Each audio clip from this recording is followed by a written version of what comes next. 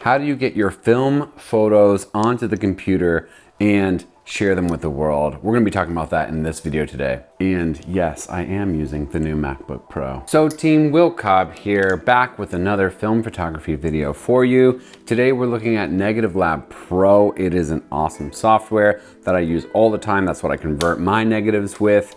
And I'm gonna show you how to install it and use it pretty basically today and dive into a little bit of the back end weeds that I like to use to get the best images I possibly can. So if you're into film photography, if you're into film developing and scanning, and even if you're a beginner, welcome to my film photography channel. Consider subscribing to the channel for more film education stuff like this. So I've been waiting literally 2 years for the new M1 Pro or M1Max. I have the M1Max. I knew it was coming out through all of the hype and all of the leaks that were coming out, and I really wanted to jump on the M1s that came out last year, but I knew that there was a bigger thing coming, and I'm so glad I waited. This thing is a beast. It is incredible. The build of it's beautiful. I have freaking SD card slots again, and it's amazing. I've been spending the past week trying to get it up to speed on editing my photos again, and video editing on this thing is amazing. Editing this video, I'm gonna do it in like one night and it's gonna be awesome. But this thing is also a photo editing beast as well. I wanna get it set up today with Negative Lab and Lightroom, so I'm gonna show you how to install it from scratch and show you how I use it. Let's get into it. So Negative Lab Pro is a awesome software for converting your negatives. It's been around for a few years now, and I really think that it captures really good color in its conversion. They have a great free trial that you can get right here. I'm not sponsored by them, but it's pretty great that you can try this out. I think it's not a time-based thing. I think it's like a 14 conversions thing, and you can sign up right there. So Negative Lab Pro is currently on its 2.3 version, and it is literally just getting better and better every time. I think the colors are amazing now. They have awesome guides online to help you through your workflow, and if you're interested in that, go check that out. I also have several videos walking through different scanning techniques, and then I usually do bring them into Negative Lab Pro. So definitely check out those. I'll link those above and below. Negative Lab Pro also has an amazing community support. They have a great Facebook group that I'm a part of. I really love asking any questions on there and sharing my work with people. It's a lot of fun. There's a lot of great support for film photography on there, so you should definitely join that. And they also have a forum on their page that you can check out as well, with all sorts of stuff like how-tos and announcements of new versions coming out. So we're gonna head over to this buy page.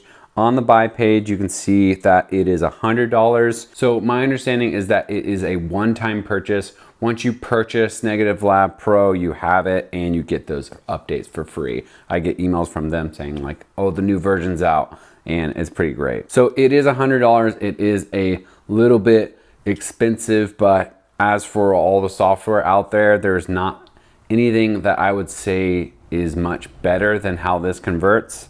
And I'll show you how that works in a minute. So I've already bought it, but you would hit buy right here to download it. Okay, I'm on the download page and I'm gonna download it from Mac. While that's downloading, you can actually use your license for multiple computers or for Macs and PCs. I used a PC for a long time and I had it on both. The one thing I didn't like about my PC was my crappy monitor, and trying to edit photos on those never worked out too well. I would always transfer it to my phone or to my computer or see it on Instagram, and I never really liked it that much.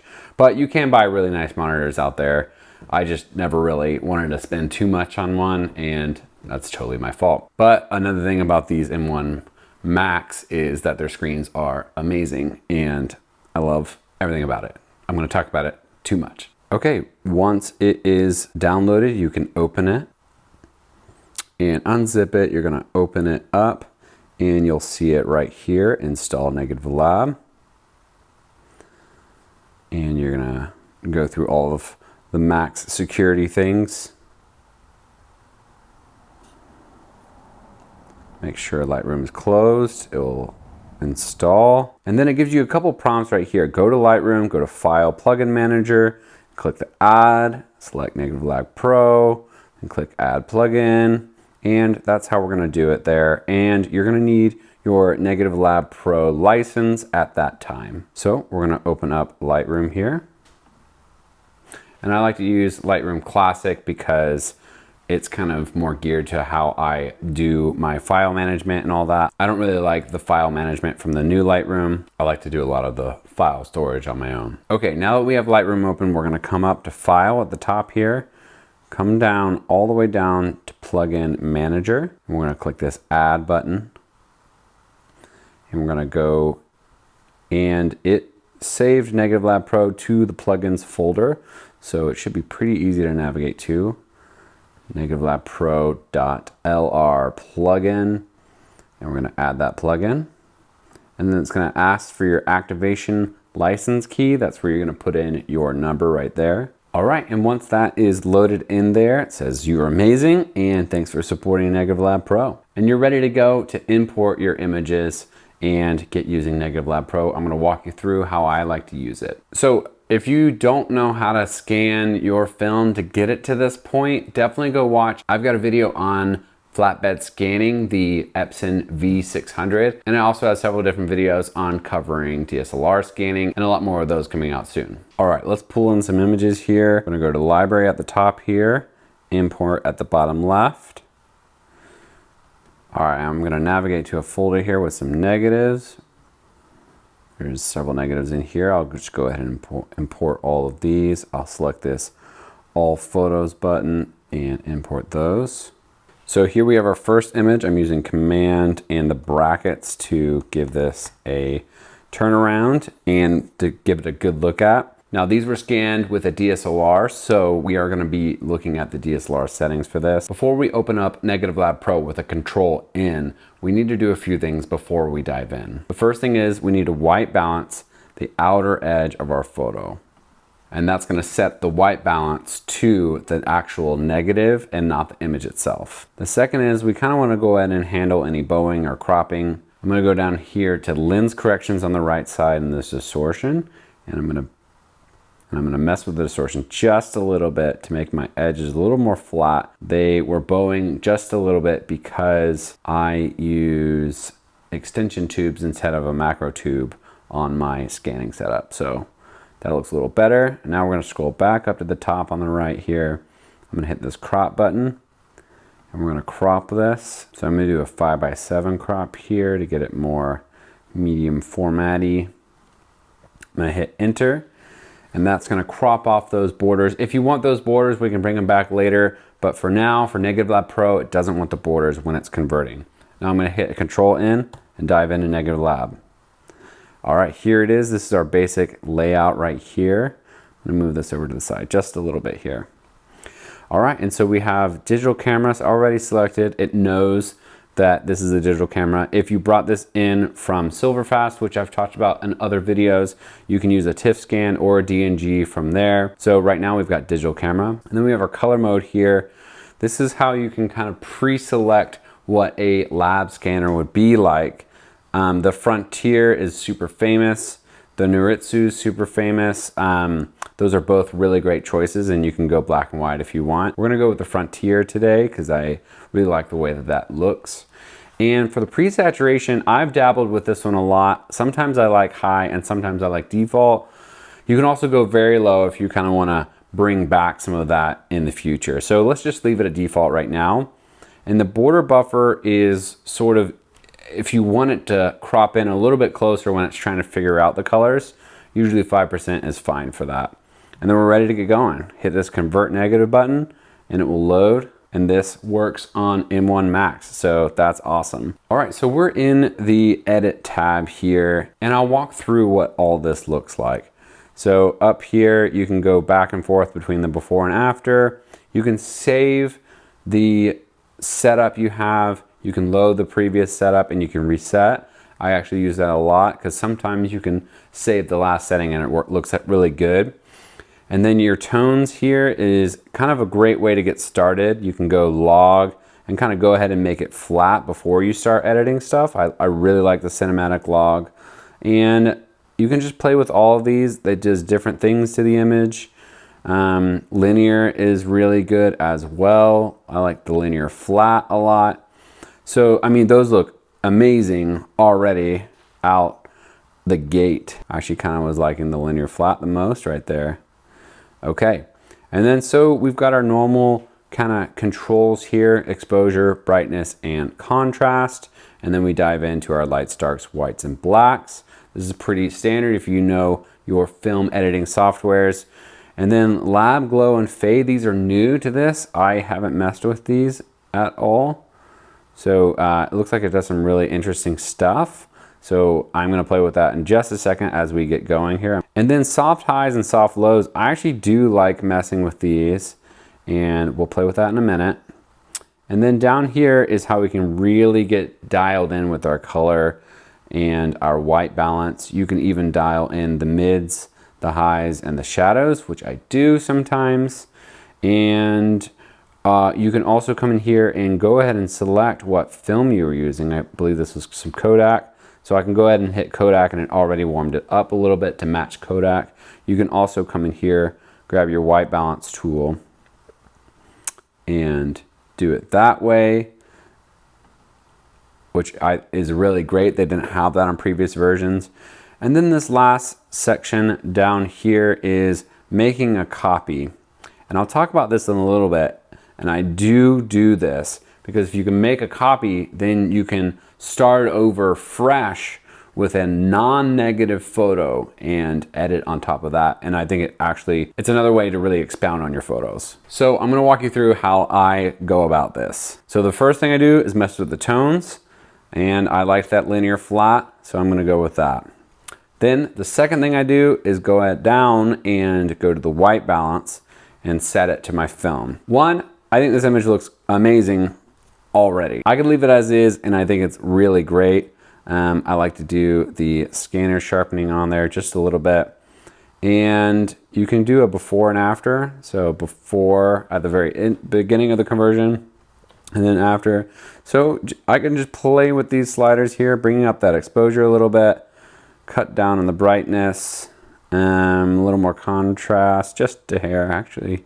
I don't really like the contrast, so bring that down a little bit. You see how I'm playing with it. The contrast is really gonna go super moody and then kind of down really flat. Now, one of the best things to do while you're learning and experimenting is just go hard on both sides and find that middle ground that really works for whatever style you're going for. The lights and the darks, kind of self-explanatory there. If you pull down the darks, it's a good way to bring back some of those shadows, and same with the blacks. You can bring in those blacks there. I'm liking this one a little flatter. I kind of like where it's at right now, so I don't really want to mess with that too much. And then lab glow and lab fade, let's play with this a little bit. That glow is really cool. Ooh, I kind of like that a lot. And then fade here. Okay. So it's kind of like an over-processed, kind of like washy look. It's not really what I'm going for right now. I'm gonna type a 0 here. And then I usually do like soft highs and soft lows. So I'm loving this image right now. I can also dial in some more stuff if I come in here to my color settings. So I can look right here at my mids, and I can kind of pull out some of this red. So it's a little too red there. So I came a 1 up to the cyan there. And then I can bring in a little more warmth by coming up on the yellows there. And on the highs, I can kind of do the same thing a little bit. Add a little, maybe add a dash of red and a little yellow. And there it is right there. So I can hit this make a copy button, and I'm gonna hit apply here. And it's gonna make a copy in place where it's at. Now, I can't see it right now when I'm looking down here, and what I can do is come over, click this button, and go to all photographs, and then it will show. I don't know why it hides like that, but that's that. So now you've got 2 photographs here. The first one, and you can see here, it says negative lab, and that's showing, this is the one that we edited. So if I click the backslash button, you can see that it was a negative. And if I go to this one next to it, this one's completely reset as a TIFF file, so a raw format. Now, what I can do with that is now I can move these sliders, get a little bit more if I needed to go a little bit further with something. If I try to do that on the original, all of my sliders are actually backwards and they do some weird stuff. And I wouldn't recommend doing that. So if there's any adjustments that you couldn't get out of Negative Lab, you can definitely go over and make that second copy and mess with it a little more. I love this image and it looks really good. All right, let's look at one more and we'll call it a night. Classic car photo. I'm gonna go through this quickly just to kind of show you the process here. So I'm gonna get my white balance. I'm gonna go to lens corrections, adjust it just a little bit for my image, go up to cropping. I'm going to change my cropping to a 4:3 for my medium format image. All right, hit enter there, Control N. It's already set up for me right there. I'm gonna convert negative. All right. So this is a standard setup here. I'm gonna go linear flat. I like that. I'm gonna go to color, find my Kodak film. All right, so that's actually a little green. So I don't like that. I'm gonna bring that up here with the tint over to the more pinks, a little more warmth.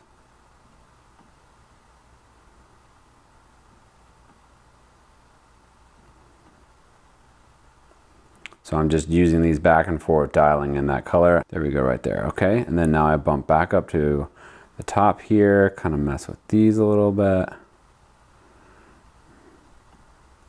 Bring down my lights, down my darks, crush my whites a little bit because I like that. And then add a little bit of soft. And then I'm gonna mess with my highs here. I just feel like I'm getting a little green in there.